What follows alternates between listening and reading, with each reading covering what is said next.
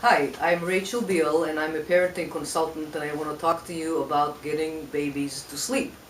So the very first step to getting a baby to sleep eventually through the night is to teach them how to fall asleep on their own in their crib.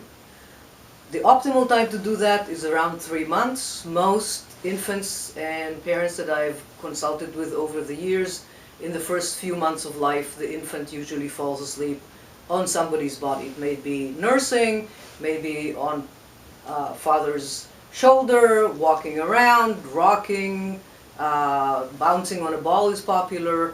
All of these things require part of your body for your baby to go to sleep. And around 3 months is the optimal time to gently and gradually teach your baby to fall asleep on her own, so that you're building the first building block to sleeping through the night. And the best way to do that is to get them attached to something that will cue them to go to sleep, but is not part of your body. So it can be in the crib without you being there. And that's something that in child development we call a transitional object. And in regular parlance we say a blankie, a lovey, a schmate, a little blanket, etc. And you could just use a small piece of blanket, make sure it's small so it can't wrap around the baby's neck, but you can also buy something kind of cute like this. This is a cow's head, you can call it moo moo, and that becomes part of the family's vocabulary. And as you can see from my demonstration here, you want to get two identical ones. This is your insurance policy in case one day down the road one of the moo moos goes to pasture and doesn't come back. And you use them interchangeably so they're both equally worn. You start by actually sleeping with the little blanket, we'll use this as a demonstration, right against your chest for about a week. And don't wash it.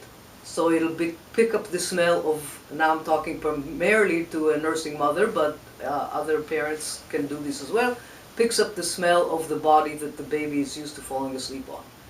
And then after a few days of that, you start making sure that every time your baby is going to fall asleep, the little blankie is with you. And when you nurse or give a bottle, you put it into the baby's hand, the one that's always looking for your hair or your chest or whatever, and you can also rub it against their neck or against their cheek as they're nursing, and that will create a conditioned response of nursing, getting sleepy, and falling asleep.